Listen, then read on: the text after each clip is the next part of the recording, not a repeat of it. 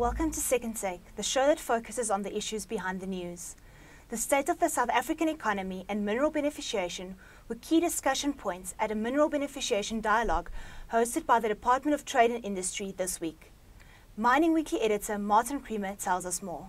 Welcome, Martin. Thanks, Leandy. Martin, at this discussion it was said that South Africa is suffering from an uncoordinated economy. What does this mean and how did this situation come about? Yeah, Professor Ben Turok spelt this out, and I think a lot of people are glad that he did, because he's saying, South African companies have more investments now outside the country than inside the country, and that our foreign direct investment isn't equal to what our South African companies invested or outside the country, which means that, there's a lack of confidence to invest inside the country, which is quite tragic. And he's saying that there's a policy disconnect, that there's a distrust between the government and business, and that this has got to be brought to an end. And of course the whole beneficiation theme really went out the window, because you can't even talk about beneficiation until the trust deficit goes.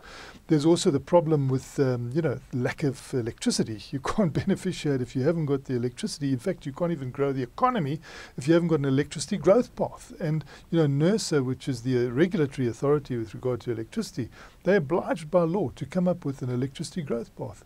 But I think there's so much uncertainty that they cannot do it, and it also behoves Eskom to have a growth path. We are at sixes and sevens in this economy, because do you go out and invest if there's not going to be electricity?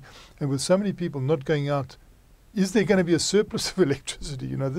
These are the questions being asked, and I think Professor Ben Turok was correct when he said, the time has come for South African business, which is very strong with good attributes, can offer a lot, really collaborates and works with the South African government, which does things that business won't do.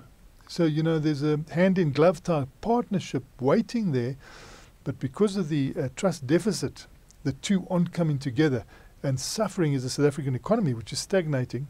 There's inflation, but no growth. So we've got stagflation, which is devastating. And how long is it going to go on for? We still see strikes on the horizon, so the labor productivity isn't so good. If you have bad labor productivity, plus, electricity deficit and caution, so you start having a situation where we can't compete with our competitors in the world. If you can't compete on electricity pricing, because we're so dependent on that in this economy, and your productivity is down, you're going to lose out. So, it's actually urgent, and a lot of people are saying that we can't wait any longer, because the word crisis they don't like to use, but Professor Ben Turok was saying this is a crisis, and come together. So we hope that there are people out there listening. One gets the impression that there is, but still the implementation is slow. So where should South Africa start to fix this problem, and when will mineral beneficiation then start playing a role? I think that what they should do is, as also the Mike Rousseau, who's the former Energy Users Group person and also former Eskom advisor and former Xstrata executive director and still a thought leader on these issues, was saying that firstly, business must be honest about its comment, because government hasn't always got access to all that information. So when it starts making these decisions, it hasn't really got access to the information that business has. Business must be clear and say, this policy won't work. They must be fast about it and furious about it, because there's certain policies that have to be redone over again. We know with the MPRDA, which is the Minerals and Petroleum Resources Development Act, that is having to be looked at and re-looked at, and people were giving commitments about this going back to 2011, 2012, and every time the actual amendments come up, they found to be unworkable and sometimes worse than what they were. So it needs some sort of forthright approach where you say, look, straight away, early, this is not going to work. Or otherwise, this is what works. And then so you can cut down on the regulation, because there's too much regulation. and too little implementation, because as they come to implement, that's when business comes running forward with all the lobbying, say, stop, this is not going to work. And then you see some draft bills just lying in Parliament for months and months, and new ministers coming in saying we will push this through, but they find they can't. There's just so much obstacle in the way that we have to get rid of. It's definitely affecting us very seriously, and if you have more labour strife, and we're sitting on a problem with gold at the moment, we just hope it doesn't match what we saw in platinum, because that'll be seriously impactful on this fragile economy at the moment. And then, Martin, at the discussion, Dr. Paul Jordan also said that he called for the local manufacturing of mechanized mining equipment to, in a way, counteract the job losses that would stem from mine mechanization. Yeah. Now, what was his reason for this, and how would this work? It was very interesting, because you had this beneficiation conference, and you had people like Professor Ben Turok saying, look, we've got to get together first before we can do anything. And then you had Dr. Paul Jordan with a very good and comprehensive presentation, but very sort of inward looking. And I think, in a way, what he was trying to say is the whole productivity theme is changing. We do need this massive benefit that you get from mechanization. And you do get all the safety in mining from mechanization. But people are scared to implement this because of the potential job losses.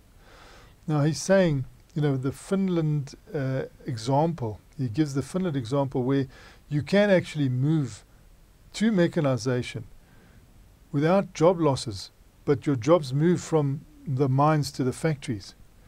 But he was saying that must be done. There must be a bridge created, because he's scared that some of these mines will just import. They'll just import the equipment.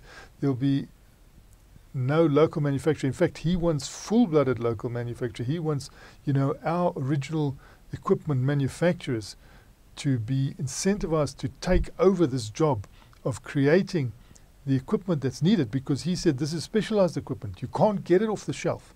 And the whole of Southern Africa represents like 10% of the global market. So why not take the opportunity of manufacturing them here? And he doesn't see enough sign of it.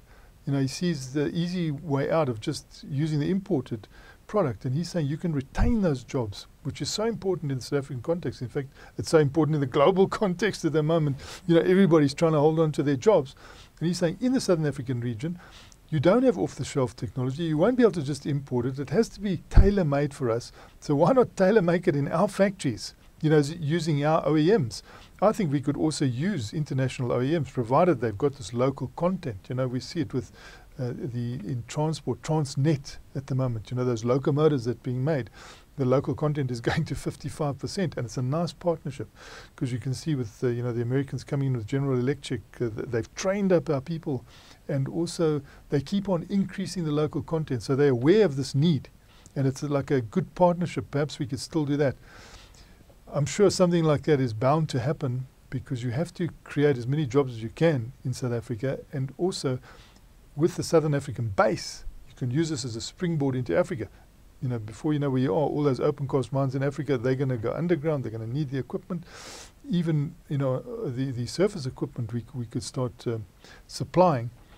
So it is a very good thought, and it's something that Dr. Paul Jordan has been promoting, for a long time, and he's quite convincing to listen to him, as is Professor Ben Turok, who agrees with him on the whole beneficiation side.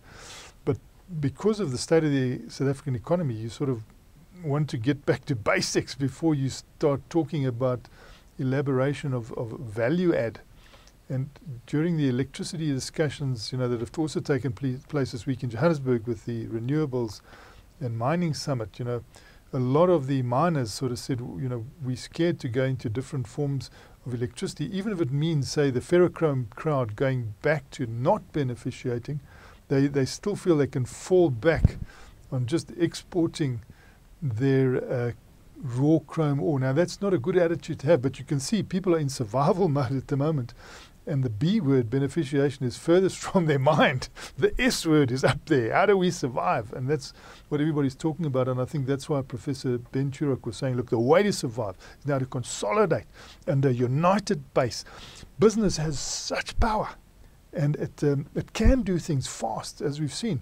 Government will do other things, but it has to create an enabling environment. The two have got to put their heads together very firmly, so that, you know, the politicians can see an horizon and the business people can see a long horizon, and they both see it together, and then you can have that investment. Without that collaboration, he's saying we're going to run into this problem more and more, where South African business says, gee, well, where must I go here? I'll go to the safest place on earth. So they invest in the safer jurisdictions. They leave out South Africa because of the lack of clarity. That is bad for us at the moment. So he's pleading for an end to this trust deficit and a combination where people work together. And we saw that also reflected, you know, with Mike Rousseau, the thought leader, saying, you know, the time has come, both using the word, the time has come, because time is critical and timing is always very important. You know, let's do something big out of a crisis. Make good use of a crisis. When you've got a crisis, make the best use of it. And we do see signs now that people are starting to latch onto that and drop their ideological baggage, you know. Because, I mean, Professor Ben Turok, he is one of the authors of the Freedom Charter, you know, in 1955. So, you know, he comes from an ideological background where he even wrote in that document, let's have nationalization of the mines. He's saying, look, the urgency is such, we've got to dispense with ideology. We've got to acknowledge how strong business is. We've got to acknowledge how efficient business is. And we've also got to acknowledge that business doesn't do things that government does, and how powerful government is. And, you know, let's work together to mutual benefit. And then lastly, Martin, what role is mechanization expected to play in the future South African mining space? It seems like every conference you go to now, it's just taken for granted. There's going to be automation, there's going to be mechanization, and that, you know, the productivity that comes out of that is absolutely essential. Otherwise you fall away from your competitors, you can't compete. So where do you end up? You know, you'll end up with fewer and fewer jobs anyway. So you've got to take that leap in certain areas. They start pointing to, you know, in the 60s, we were twice the size, we were twice as wealthy as South Korea, which doesn't have any minerals, eh? We were twice. Then with them, with no minerals or metals or anything, you know, we only a quarter their wealth at the moment. Now, with our abundant minerals, surely we can catch up. And you hear this from so many platforms, you know. You've got so much. Do it. And the way to do it, to avoid the Dutch disease, that means, you know, you get your currency gets so strong because of your mining that you can't manufacture and export, is to do mining and manufacturing together. And that's why, you know, that point made by Dr. Paul Jordan is very important. Sometimes people see more profit margin in mining, so they just want to mine. They don't want to actually go the hard yards towards manufacturing. I'm not saying that miners must manufacture, but the government must create an environment where people want to manufacture from what we've got here. They can't expect these sweetheart prices or anything. We've just got to do it competitively. And we've got to play in the first division. You know, you can't play in the second division, third division. You've got to get into that first division early. And so the days of not having this whole competitiveness through mechanization, automation, doing what is available to do things very, very efficiently and have the spin-off in labour have gone. People have accepted that this is going to happen. And I'm sure even some of the unions know that this is on the cards, it has to happen. But what do you get to replace that? And they're saying, well, get factories. And we need more factories. We've got so many shopping centres around here. We seem to have a surplus of retail and no real factory activity. And we need to have more of that. Thank you, Martin. It's a great pleasure. That's it for today. Join us again next week for more news analysis on South Africa's mining industry.